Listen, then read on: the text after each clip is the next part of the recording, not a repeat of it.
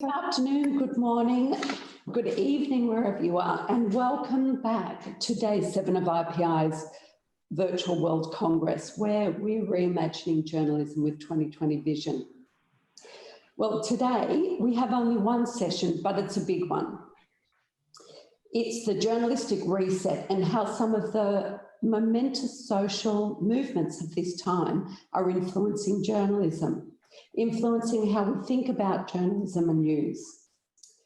Well, we didn't plan this as a response to the US presidential election, but earlier on Tuesday, we had a panel about the US elections, and Tia Mitchell from the Atlanta Journal-Constitution talked then about the journalism of context that was needed. If anything, it demonstrated the imperative. And then we had the debate. Well, today we're coming to you from London, Los Angeles, Washington, DC, and Johannesburg, and of course here in Vienna, the home of IPI. We have with us BBC Managing Editor, Sarah Ward-Lilley, Washington Post columnist and NABJ founder, Joe Davidson, and Scott Kraft, Managing Editor from the LA Times. They'll be led in a discussion by Khadija Patel, the former Editor-in-Chief of South Africa's Mail and Guardian. So please do chat. Feel free to do that in the chat box throughout the session and drop your questions into the Q&A box, and Khadija and the speakers will get to them in the second half of the session. So that's it from me. Over to you, Khadija. Thanks very much, Jackie. And on behalf of the IPI, the International Press Institute, which incidentally is celebrating 70 years of existence this year, we had a grand plan to celebrate in New York, and then the pandemic happened. But fortunately, we're still having the important conversations that we intended to. And perhaps we're getting more people to join in those conversations as well. This certainly has been an extraordinary year. It's been an extraordinary time, especially for journalism. For many of us, this is the story of our lifetime. The pandemic is the story of our lifetime. It's likely to be the biggest story of at least a generation of journalists. But as great as the story is in itself, it has also thrown open a lot of scrutiny on the nature of journalism itself. In the US especially, we've seen a lot of scrutiny on newsrooms, on newsroom management, and really questions around diversity that have really filtered through across the world. So speaking to the panelists a little bit before, before we opened the session formally, I said, I'm from South Africa. And in South Africa, we are obsessed with questions of identity and race because of our history. So, hand-wringing over identity and race is basically what we do all day, every day. And we are, a good 25 years post the formal dissolution of the apartheid state. So you'd think that we'd have a lot of these big questions around, diversity and around including more voices in newsrooms sorted out, but we don't. And reading a lot of the accounts of particularly young Black journalists in the US, it's eerie how much it actually echoes South Africa's experience as well. And I'm guessing many journalists across the world can say the same. And a few years ago, I was a young journalist. I'm no longer young, I will admit that. But when I was still a young journalist, I was navigating a very difficult moment in my career. I had lost a lot of faith in journalism itself. As a young journalist, I felt like my voice wasn't being heard, like I was being expected to conform to a particular narrative without anyone ever telling me this is what you can or cannot do. But as a young Black journalist in South Africa, I'd still identify as Black. I guess elsewhere in the world, I'd be identified as a person of color. I felt like my voice and my experience and my own identity was being drowned out in the newsroom, that I was expected to almost be someone else. And it wasn't just my experience. I saw a lot of other young Black journalists kind of just fade away in the newsroom because they ultimately just grew disillusioned with journalism itself. So somewhere in this time, I was invited to speak to a group of students at the University of Witwatersrand here in Johannesburg. They were media studies in undergraduate class, and the lecturer said, well, it's all open. They just want to hear from a journalist. And so, I mean, I was possibly the worst person they ought to have listened to at that time, considering I didn't have much faith in the value of journalism in that moment. So I go into this lecture theater. It's quite packed. Number one, I'm intimidated by all of these faces. Early in the morning, and I launch into this impassioned plea to these young people, telling them that a lot of them will find themselves in newsrooms in the coming years. And I tell them that I want them to be able to stand up and ask for change and make sure that their voices are heard and their experiences are carried through, and that multiple narratives are able to exist in South African media. I think I spoke for about 40 minutes, but basically it was a lot of, just that. And a young woman picked up her hand and she said, I hear you, you're saying that, we need to do all of these things when we get there. But let me ask you, what are you doing right now to make it easier for us when we get there? And I was startled by that question because I didn't expect it. I felt so completely disempowered that I never thought that I could change anything. Ultimately, that conversation propelled me to start my own news publication, particularly aimed at developing a new generation of young Black journalists.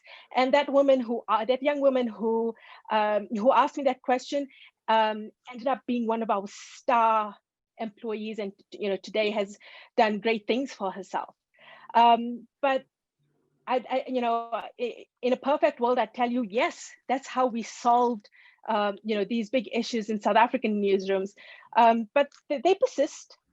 Even here, we're not so much calling for a need for diversity, but rather transforming newsrooms. And we use the word transformation a lot.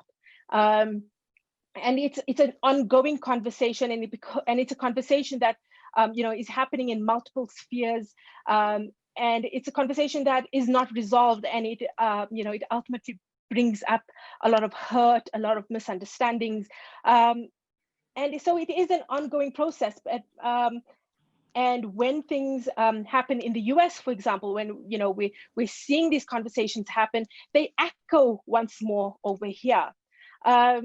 So I'm keen to hear from all of you. How are these conversations being carried out in your spaces, and really what this means for journalism itself. There's a lot of scrutiny as well on old traditions of journalism, the question of objectivity, and when exactly can journalists show their own values, and whether a journalist's Twitter account really belongs to them or to their organization. All of those questions, I think, come up in a very vicious way, I think, as we untangle some of these issues. So I'm going to go to Joe. You're a columnist at the Washington Post. How do you see some of these conversations happening out there? Well, the conversations, I think, are very robust, particularly in the U.S. because of these twin pandemics that we're experiencing now. the coronavirus, and also this this pandemic of racism and police violence that, of course, didn't just start this year, but it's been with us for a long, long time.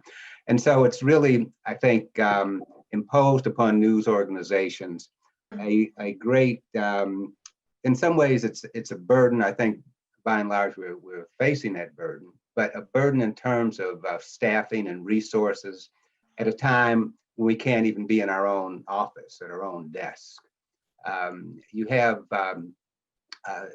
because this is the digital age, we now have these kind of around the clock live feeds. And so people can read the news as it happens, just as if it were a radio station or a television station with breaking news all of the time, because things are going on all of the time now. And so the digital world allows us to basically, or at least try to keep up with these events as they are going on in real time.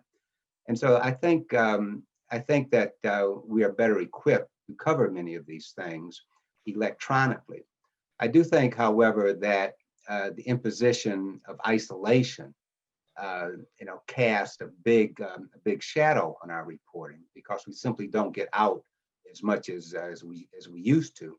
And there's some stories you need to be on the ground to do.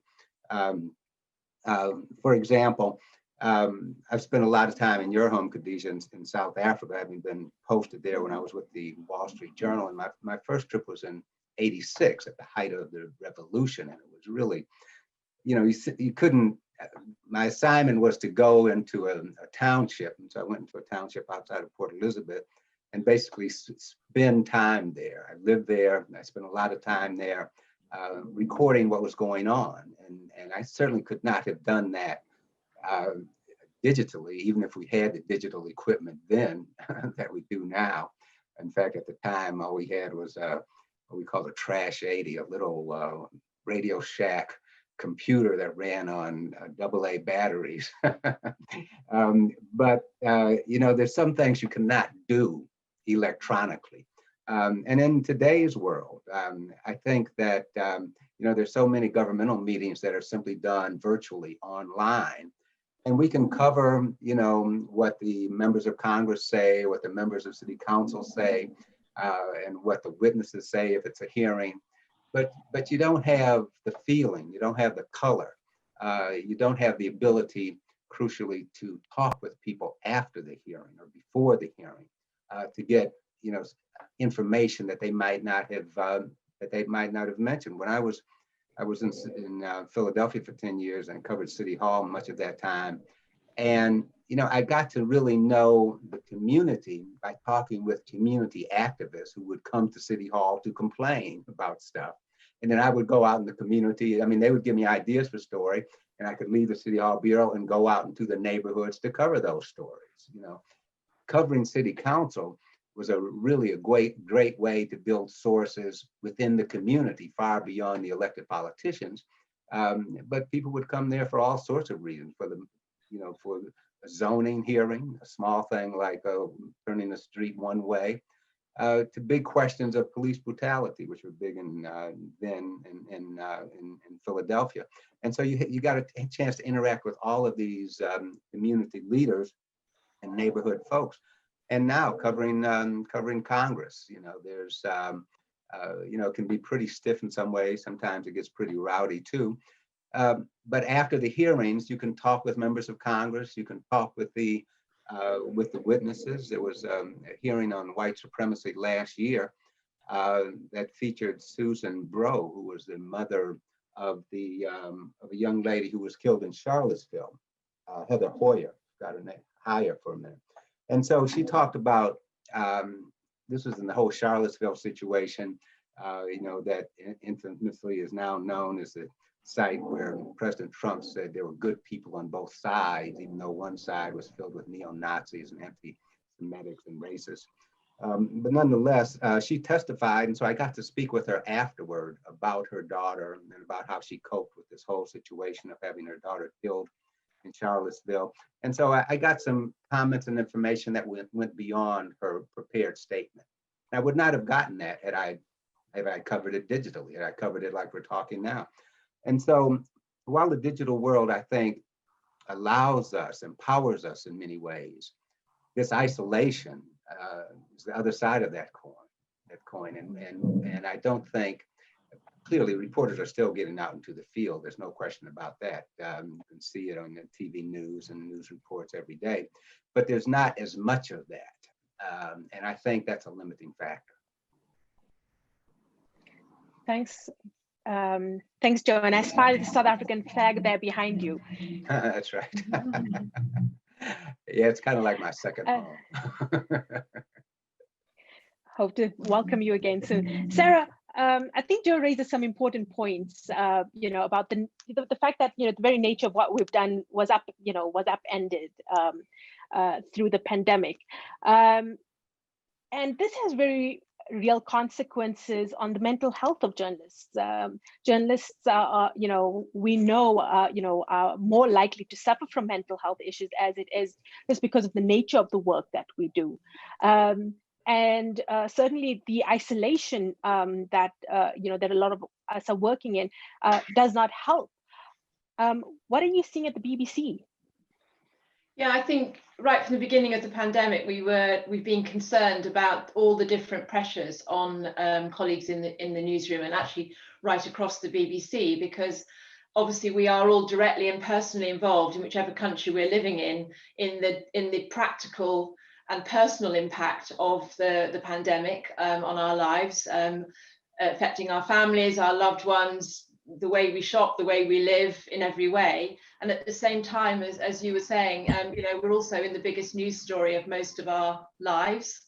And it's also not a short, sharp story. I think at the beginning, certainly in our newsroom, I'm sure around the world, journalists are very good at adapting to a breaking story and a crisis. So, operationally, we got ourselves organized. We sent people to work from home. We organized ourselves about the grander coverage of the story. We changed our output. We really responded in every way to covering the pandemic as fully and as broadly as we possibly could, and very effectively. But of course, that's the story that didn't finish after a week or a month. It's ongoing. And of course, certainly in the UK, we are now at the beginning of what looks like a second wave. And we, as well as all the members of our audiences, are getting our heads around the fact that everyone is talking about this going on past Christmas into 2021. We've just passed the 6-month mark since the lockdown in the UK. So I think the fact that this story, if you like, this event is so ongoing, and it affects our personal lives at the same time as our professional lives, has brought some really big and very different challenges for us. We've been trying to work to ensure that we try to maintain that balance between workloads and the demands editorially on all of us, and the demands at home, the work-life balance, if you like. So, for example, we were running mental health and resilience sessions from March onwards, at different times of the day and the night, drop-in sessions for any members of staff, and I was running them especially for managers and team leaders, just to give hints and tips, a bit of sort of psychoeducation, if you like, about resilience and how to maintain your resilience and how to look after yourself and your teams and your colleagues to kind of maintain your well-being through this extraordinary period. And in fact, just this week, I've been thinking about the fact we need to reboot those courses and those sessions because we're now going into kind of phase, I don't know which phase it is, phase 2 or 3 or whatever, of covering the story and living with the pandemic. And we need to reboot those sessions to give people the opportunity to talk about how things are for them, how they're coping with the pressures of work-life balance, or children being sent home from school and all the disruptions that they may be having, working remotely, working perhaps at home where you don't have your own study or own office in a shared house, the kind of pressures you're on in terms of your workspace, but really making sure people have an opportunity not to suffer in silence, not to have their anxiety building up. And I think the other thing I'm very conscious of is, as you were saying earlier, life doesn't stand still. We're going through a big modernisation programme at the BBC. Unfortunately, we're having to close some posts, some jobs. So we're going through a change programme, we're going through a redundancy programme, and we're doing all of that, trying to do all of that remotely. And obviously, it's very easy for staff to become very anxious about developing their careers longer term when everybody's working remotely. So it's one thing to be covering a story like this remotely in the short term, but a whole load of other demands and challenges come on us as leaders and as journalists in an ongoing story like this. So I think that that's really where I've been concerned about mental health. So it's an ongoing sort of operation to kind of think of good ideas, make sure people feel communicated with, maintain that one-to-one contact, not do everything by team, make sure you have one-to-one personal contact as well, and just keep it going, maintain that momentum and keep that priority around mental health as well as the operational work that we're all doing. Scott, just picking up from Sarah, the remote working and and the various pressures of the pandemic have obviously exerted new kinds of stresses on us, but it's also brought a new set of challenges for newsroom leaders. What have you experienced in your newsroom? Well, I think picking up on what Sarah said is one of the most difficult, well, the obvious ones are it's harder to go out and report on the ground. So, and it's harder to do international stories unless you're already based in a country. So kind of the global, I worry a little bit about this period when people are not able, borders are closing basically to people from outside because of the pandemic, which makes it even more difficult to report there. I think in day-to-day too, the one thing I've really noticed, and and it circles back to something you said earlier as well about diversity in the newsroom and the transformation taking place. Changes like that in a newsroom are extremely difficult to manage and kind of watch and monitor and help when you're remote, because there's, it's even just something as simple as being able to stop by someone's desk and say, nice story. Now I have to I have to set up a call, make sure they're free. If I want to see them, then there's a Zoom, which is, great. It's great for what it is, but it wouldn't, I'm happy to think, or at least I'm optimistic that eventually we will take some lessons from what happened during this pandemic in terms of how we do our jobs. Obviously, Zoom will be much more a part of our jobs in the future, but not the only part. And I hope we can take away some of the things some of the positives, if you will, from the pandemic and the effect of it on journalism and apply them in the future when we're beyond this, which I'm confident we will be one day. One other thing I want to just mention, because your opening comment about diversity in the newsroom, what's been going on here in the States about diversity and it not being a guarantee of transformation. And I also spent 6 years in South Africa, so we're all, 8 years in Africa, 6 in South Africa, which was really interesting background in a way for what happened here over the summer, and particularly in this newsroom. There was a real, we felt, I think some folks here felt that with a newsroom about 38% people of color, that we were one of the most diverse newsrooms in the country. But this is a state and a county and a city that is much more diverse. And it's not just about diversity itself, but it's really about what audiences we decide we need to have. And it's also about our past. And one thing we found in the, we learned from our newsroom, and it was very difficult to do this remotely, but we learned some important and overdue lessons, really, I think, this summer here.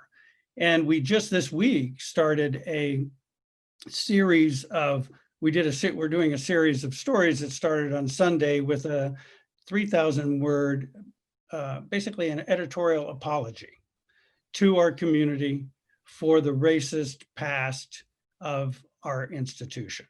And as an institution, this one, LA Times, has had maybe more effect on its community over the years, for good and ill, than maybe in other communities. But that was really important. And then we've heard each day from staffers who have been here a while, talking about, a Latino staffer, an Asian American staffer, a Black staffer, talking about what their experience of racism in the newsroom.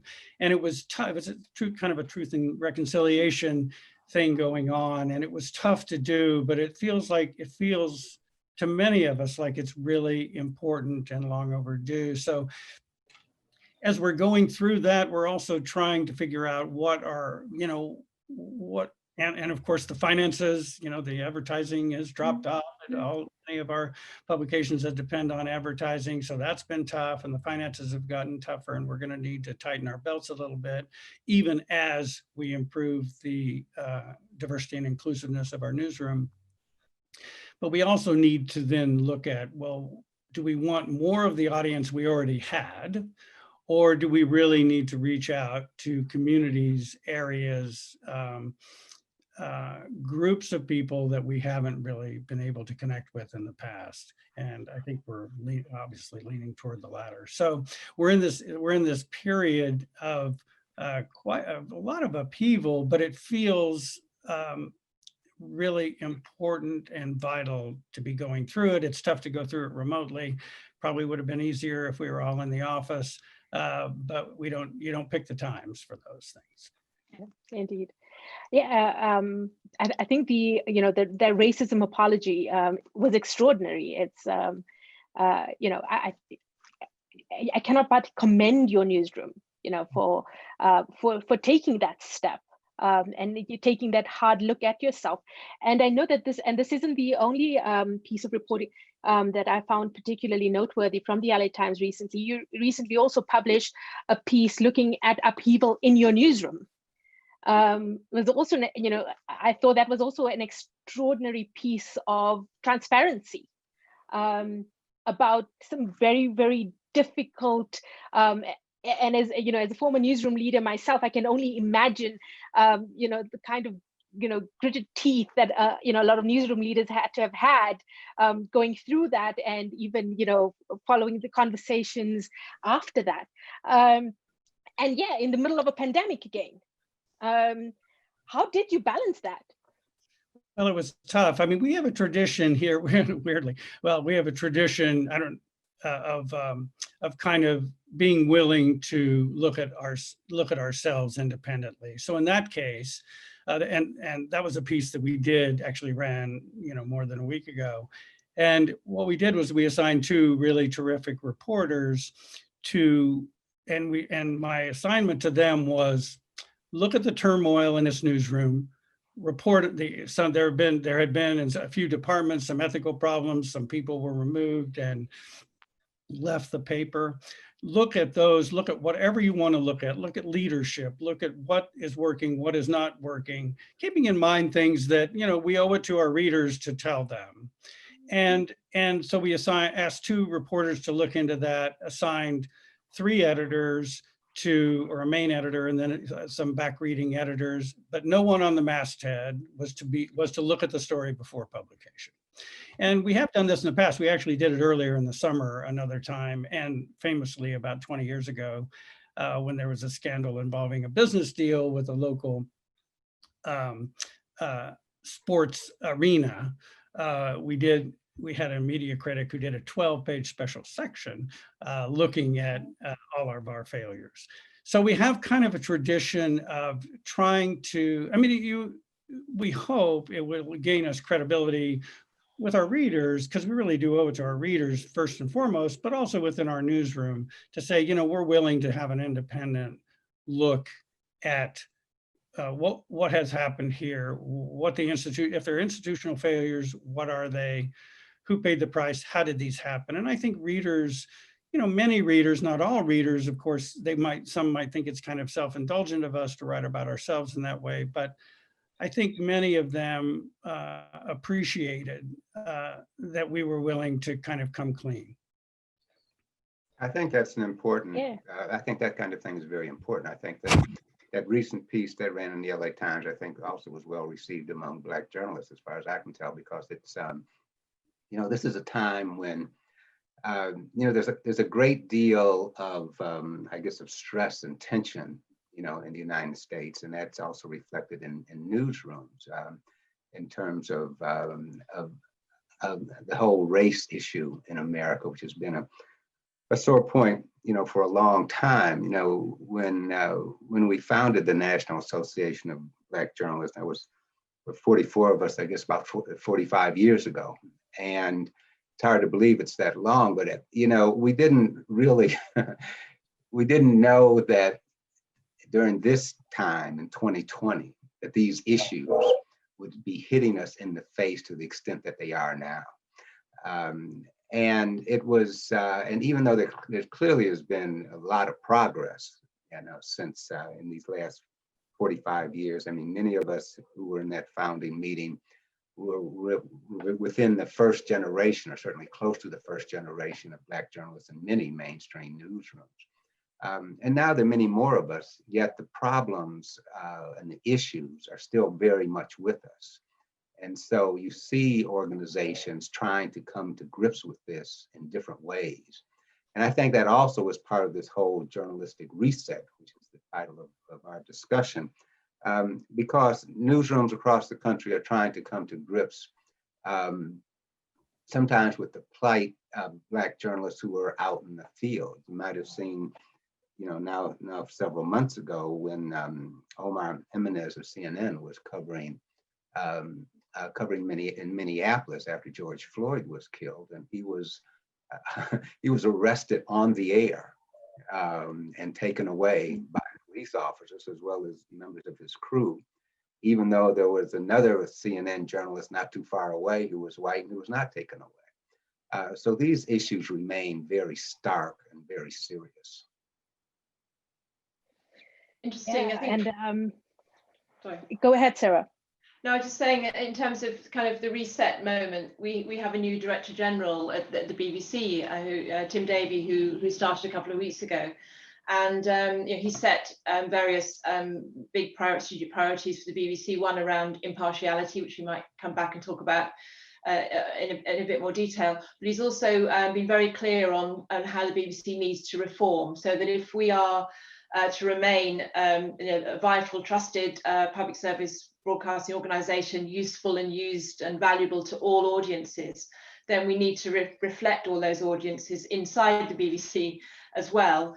And so he set some new targets for us in terms of diversity and inclusion. And he's talking about really us genuinely becoming an organisation that's more representative, if you like, of all the audiences in the UK. So we now have a target that is described as 50-20-12, so 50% gender balanced, 20% Black, Asian, minority, ethnic staff, and 12% disabled staff. And those are quite a high measure, higher targets than we have now. He's asked each division to go away and work out how they're going to reach their targets and by what date. He's not said it has to be by certain dates because different things happen in different divisions, but everyone's got to come back with a plan from every part of the BBC.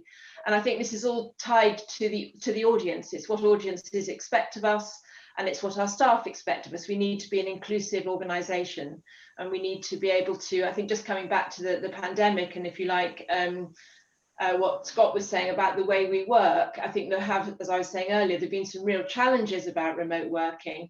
But two other things I think have popped up that we're certainly keen to bottle and hang on to for the future.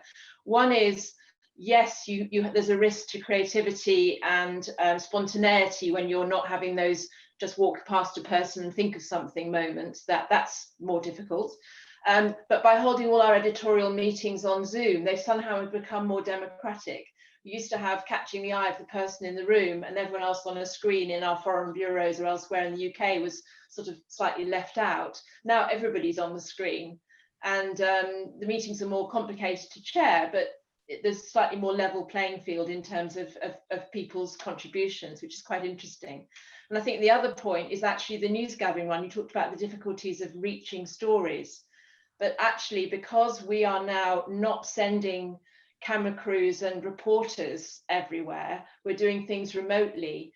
the choice and breadth and depth of interviewees and experts that we're having on air is actually broader, because it doesn't matter where somebody lives, doesn't matter what part of the UK they live in, doesn't matter if they live miles away from a motorway or from a BBC broadcasting site.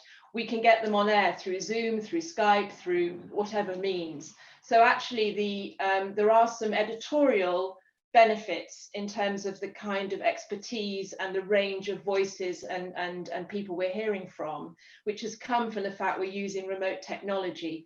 Now, of course, the bearing witness bit is the risk, but in terms of the editorial kind of breadth and depth of expertise, that's actually increased and improved. So again, it's something we want to hang on to and remember as when and if things loosen up and we're able to travel a bit more.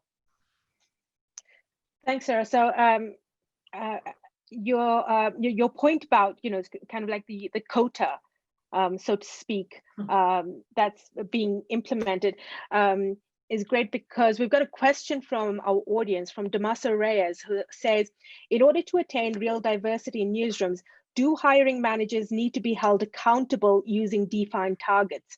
While quotas are detested, what other tools can newsrooms that have failed to diversify over decades use to actually become representative of the communities they serve? I'm going to throw it open to all of you. Sarah, of course, I mean, the BBC has chosen its particular path. Yeah, briefly to answer that, again, our Director General's been very, very clear on that.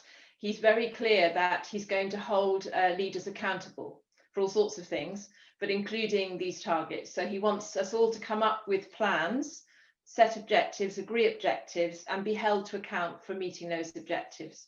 So if you like, you know, in all sorts of different ways in terms of other editorial ambitions we may have, but the diversity and inclusion goals that we've set ourselves will be part of the objectives for all our team leaders and senior leaders at the BBC. So we will be directly accountable for those in a way that we probably haven't been. It's been a bit more of a collective responsibility before. So he's really signalled a change, which I think is important, and we'll definitely refocus everybody, I think. Scott, do you think that kind of approach would work in a newsroom like yours?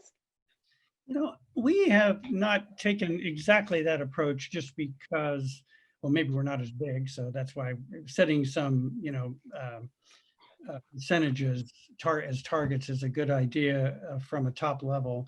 But when it comes to individual managers, basically we have made it clear that you know, one of the most important responsibilities of a manager, and you know, their evaluations at the end of the year will reflect this, is to diversify the staff, and in all ways.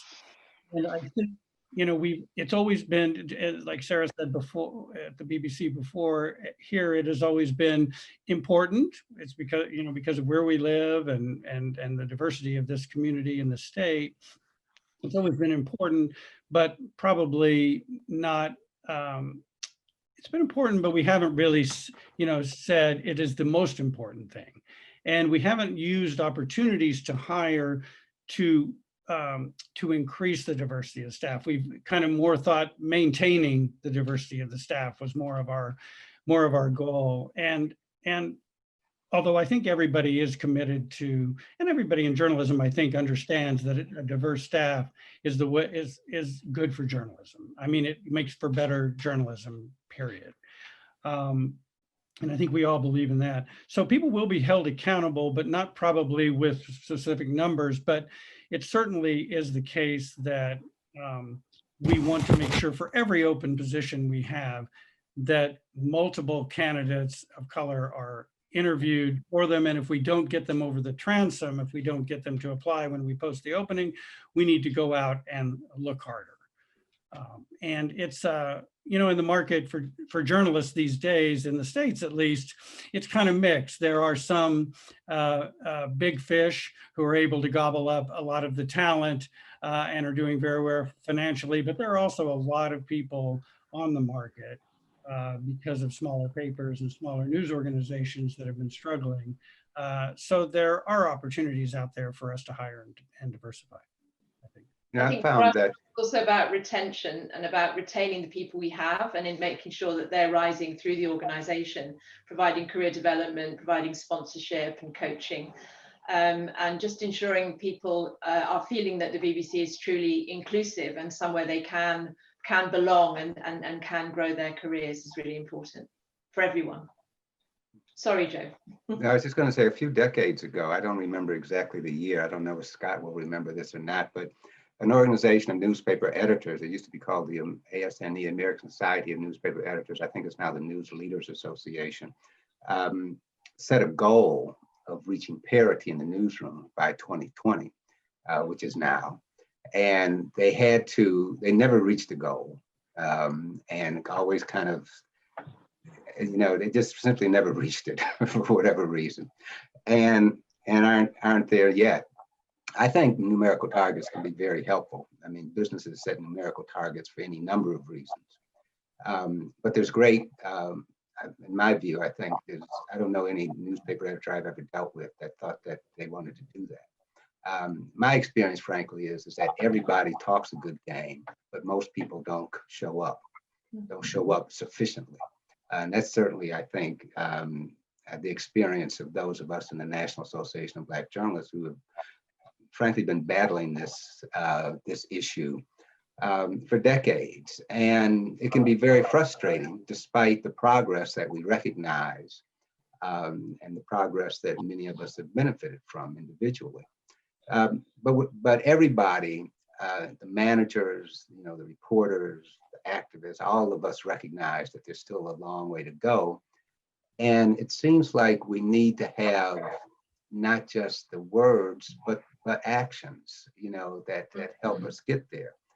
I think the piece that Scott mentioned earlier is a good example of something that will help that. It's kind of a recognition that the news organization not only says it needs to do better, but puts it in print so that everybody can see that they acknowledge that. And so, clearly there are, many of us continue to be, while we continue to be active, we also have experienced decades of frustration on this front. And I think it's still going to take a while. I don't know how long. At one point, when the News Leaders Association said 20 years ago, frankly, none of us believed it. I don't know if the white people who set the goal believed it, but the Black people didn't think it was going to happen, and it hasn't. So when is it going to happen? I guess we'll just have to stay tuned and find out. But we're going to keep pushing it. Okay. Indeed. So we've got a strong South African trend flowing through our conversation today because we've got two questions from South Africans. I'm not being biased, I promise. First one's from Edwin Naidu, who is a journalist here in South Africa, and he says he's trying to understand through our eyes, and your eyes as a panel, what is the future of journalism given the context we're in? And if you could gaze into your crystal ball, I know you've all got one on your desk. What is the future? Are we doomed, or are we likely to emerge stronger, more respected, more credible? Anyone want to tackle that? I don't think we're doomed. I don't think so. I think, I mean, people have been kind of predicting the end of journalism, certainly the end of newspapers for a long time, but once we got into this digital world, but the newspapers are there, they don't sell as many copies as they used to, but the journalists are still working, putting stuff out online and on mobile. So no, I think the future of journalism is solid. I think that journalism has shown it can adapt to changing times. Sometimes it might not adapt quickly enough or smoothly enough. It certainly can be difficult at times. But I think the need for good journalism is absolutely clear. And certainly, I think Donald Trump, for all his railing about fake news, that alone demonstrates the need for good journalism. And I think there's been a lot of good journalism about Donald Trump, which leads to his characterization of it as fake news. So I think that these times have demonstrated that journalism is here to stay, and it's going to be very strong. You know, I can recall when I was in another South Africa story in '86, I was talking to a journalist in Port Elizabeth who buried his books in his backyard because his books about Mandela and ANC and so forth, you know, and so certainly that looked like a very bleak time for journalism. But South Africa also has a very robust journalistic community. It did then, even with some of the restrictions, and the restrictions were very severe, even more so now. And the United States and in the UK, you know, there are clearly very, very strong and long journalistic traditions that cannot be defeated by someone who continually talks about fake news, or can't be defeated by a pandemic, or who can't be defeated because of changes in technology. So I don't have any worries about the future of journalism, even though there are a lot of challenges that we must meet. Yeah, Edwin, you know, I was very encouraged when at the beginning of the pandemic, nearly every one of our publications worldwide, wherever we were in the world, we also record numbers of people coming to our websites. It was amazing. I was still at the Mail and Guardian at the time, and for 2 months, we saw, you know, our biggest ever audience numbers. It were, I mean, I was looking at, you know, the Google Analytics chart for fun. It was just, you know, like this wonderful, beautiful thing that I would fall asleep looking at. And the reason it was beautiful for me was it gave me strength. It gave me heart that in this moment of profound crisis, when so much was uncertain, people were still turning to trusted sources of news to help them understand what was happening. And for me, just that tells me that we're not doomed. And though we are beset by challenges, and certainly, you know, have to take, you know, long, hard looks at ourselves more regularly, I think that journalism will not die. I think, you know, we didn't speak much about the business of journalism, but I think that's, you know, that certainly is under tremendous strain and likely to, you know, transform itself, and is busy transforming itself quite radically. And then talking about the business of journalism, you know, we've got Bilal Randari, who's from the Media Development Investment Fund, which is an NPO based in New York, but Bilal himself heads the MDIF's program here in Africa. He's the Africa officer. He's based in South Africa. And his question is the benefit of technology to the journalism profession, as shown now during the pandemic and lockdowns, not that instead of, for example, American journalists needing to travel extensively like Joe and Scott needed to do in the past, now that is no longer necessary because US newsrooms can get local South African reporters to cover the stories at lower costs. Any of you want to take that on? Sarah, you ran the International Bureau for a long time for the BBC. What do you think? Well, I think you know, we're lucky enough to have a network of bureaus around the world, and we have a lot of local journalists working for us, and they're absolutely critical to what we do. So we send people from London for breaking stories, but our combined teams basically work together across the world. And obviously, quite a lot of our stories are covered entirely by our local staff. We have large bureaus in a very large bureau in Lagos, very large bureau in Nairobi, large bureau in Delhi, all full of local journalists working for us. So it's an integrated team now. It's not our coverage is not dependent on sending teams from London at all. So absolutely vital to our coverage. I think just getting back to the trusted or the future of journalism, I would just endorse what you're saying. I mean, like I think most broadcasters and media organisations, our figures were you know, the pandemic had an amazing impact on our audiences, and it's really, really clear that the appetite for kind of trusted news and information is absolutely there, and you know, there is a place for us in that. And I think also the other things that this year has shown, certainly for us, is the thirst for specialist knowledge and for people who can explain facts and analyze information. That kind of, again, trusted guide and everything has really come to the fore. And I think that is a really important place, certainly, it's an important thing we knew, but this year has certainly really brought that to life. Does that mean we shouldn't change and modernize? Absolutely not. You know, we're looking at what's happening to the retail industry in the UK, where, you know, the shops on the high street are closing down because everybody's going online. I think there's a modernization in terms of our audiences and their expectations from us and where we need to be and how we need to present our news. That's a modernization process that needs to continue. We need to reach all our audiences wherever they want to find us. So that needs to, if you like, increase in pace. But in terms of the content, trusted specialist analysis, fact-finding, usefulness is absolutely, you know, tenets of what we've always done, and that's still true today. We've got one more question because we're running out of time. I'm unfortunately just going to try to race us through. This is a question from Lucy Sikrova. I hope I haven't butchered her last name. And the question is, how do you see the role of local media in the future? Is it worth supporting local newsrooms?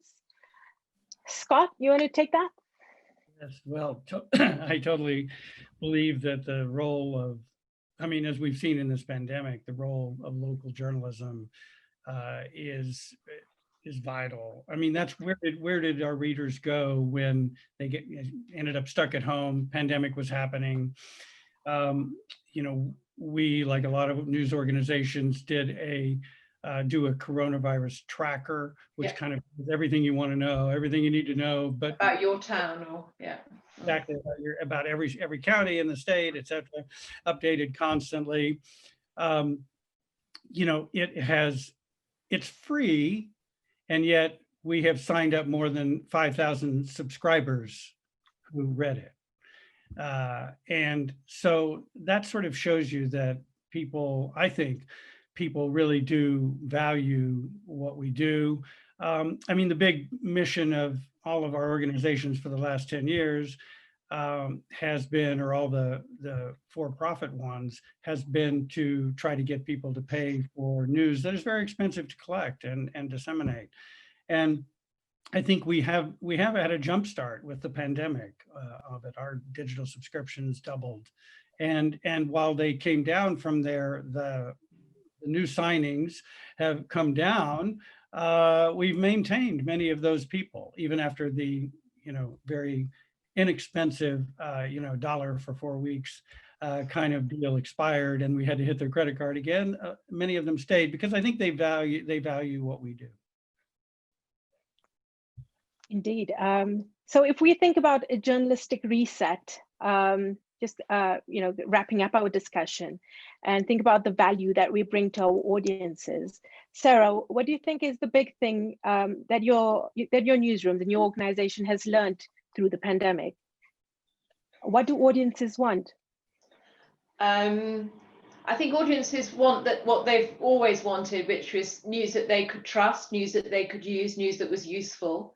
And we need to be able to produce that news to reach all our different audiences. So we need to reach that where people want it and when they want it. They're always going to be seeking, you know, people will always come to us in kind of in breaking news and big stories, but we actually need to be useful to audiences of different ages, of different social classes, different parts of the UK, different ethnic groups, and all those different communities need to find parts of BBC News that are useful to them.